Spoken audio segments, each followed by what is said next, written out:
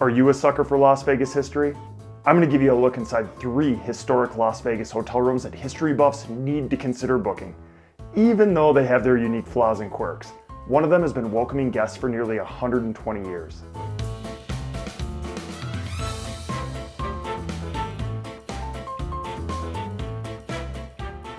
Binion's Hotel Apache opened in 1932 and according to the website was the first hotel in Vegas to offer air conditioning in the hotel lobby, to have an electric elevator, and was the first to carpet the entirety of the gaming floor. A few notable celebrities like Lucille Ball, Humphrey Bogart, and Clark Gable even stayed there back in the day. Over the years, Binion's expanded its footprint, absorbing neighboring casinos, and you can still see the exterior petrified wood facade of one of those casinos, the Mint, on the staircase leading up to Whiskey Liquor Up along with the base of the resort's former sign. The casino still has a grimy old school vibe and was dealing $5 6-5 blackjack and $10 craps and roulette during the day when I recently stayed. Pretty affordable stuff.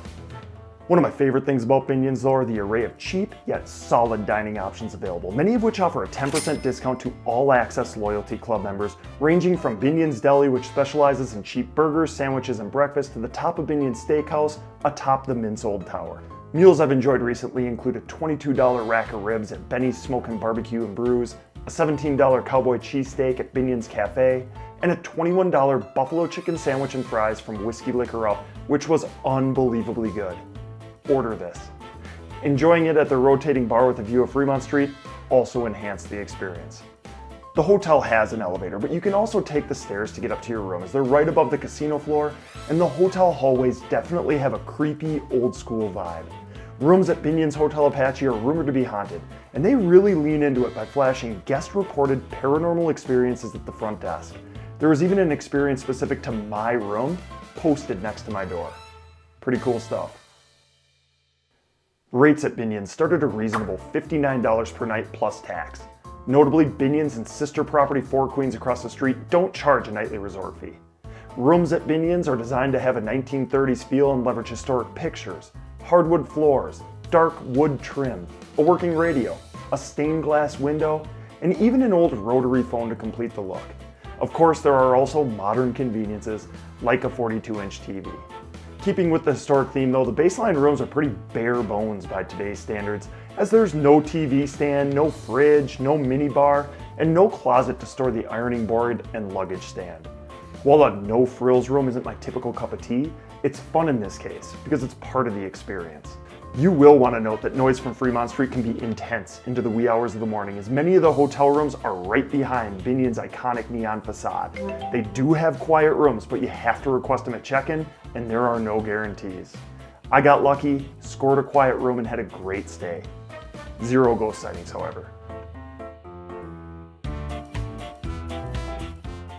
Golden Gate's legacy dates back to 1906 when the property first opened as the Hotel Nevada, charging just $1 per night. And according to Golden Gate's website, they offered first-class amenities like electric lighting, ventilation, and steam heat. Over the years, the property has lived through so many historic events that includes Prohibition, the Great Depression, a couple of world wars, and so much more. It's wild for me to imagine how those events affected the happenings inside this building.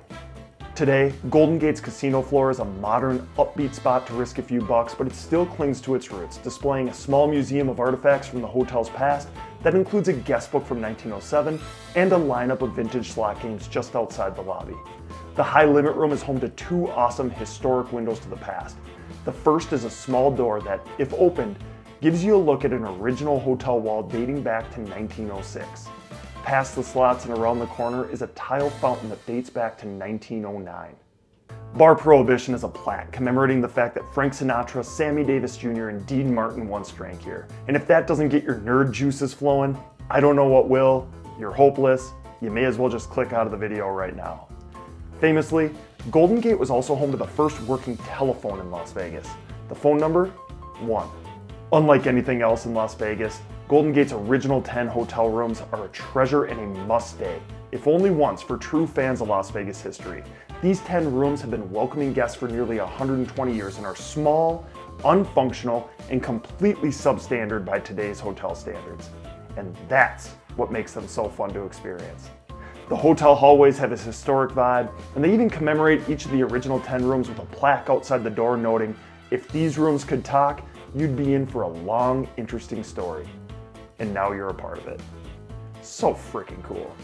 The room is only big enough for a queen bed and one end table and has windows that are openable. While some original 10 rooms overlook Fremont Street, mine face the innards of the hotel, which was really cool to see. Like Binion's, you'll want to be aware that some of these rooms will be loud until the early morning hours, as some are about 15 feet away from one of Fremont Street's entertainment stages. I requested a quiet room at check-in and was fortunate to receive one. My stay was quiet and fantastic, but there's no way to guarantee a quiet room in advance. You've been warned. The bathroom was certainly cramped. The door couldn't even open fully as it hit the toilet, and they even needed to carve a little notch out of the door to allow it to close past the light switch. While absent of any real luxury, I thought this room was in rock solid condition considering its age. While Golden Gate doesn't have a pool, guests are welcome to use Circa Stadium Swim across the street, a massive perk as it's one of the best pools in town, has a giant screen broadcasting sports, and it also offers really great views of surrounding resorts downtown. Now, I'd be lying if I told you that this is a room I'd book every trip to Las Vegas. It's not, but it was a blast to experience once, and the price is right. The room starts at about $75 per night after accounting for nightly resort fees. Of all the rooms I've stayed at across Las Vegas, and that's a lot of rooms, this is easily one of the most memorable.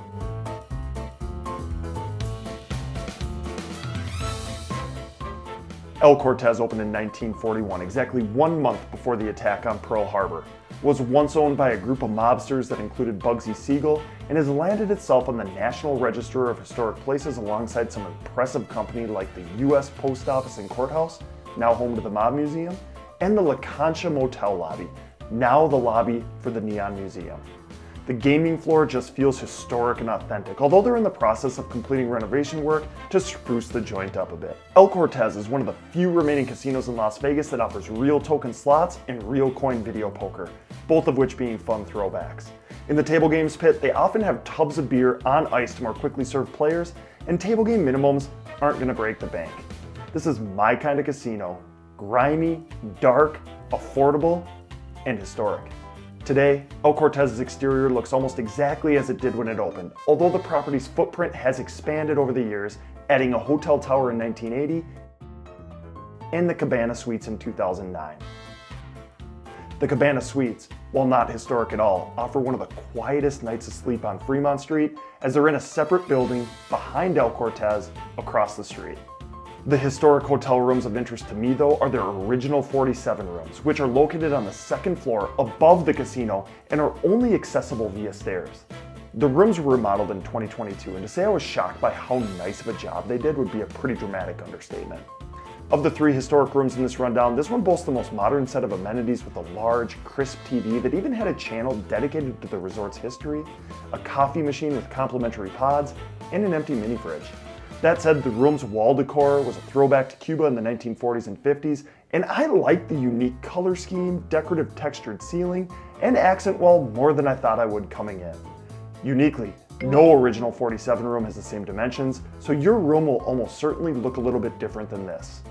Of all the rooms discussed, this is the one I'd be most likely to make a return trip to, as it was the triple threat of comfortable, functional, and polished. These rooms are nice. They're also pretty affordable, starting at under $100 per night after accounting for resort fees. While the most historic hotel rooms in Las Vegas tend to lack a little bit of functionality versus their more modern peers, their charm and cool factor can't be denied, and they should be experienced by fans of Vegas history, at least once. Would you stay in one of these 3 hotel rooms? I'd love to hear your opinions in the comments, and thank you so much for watching.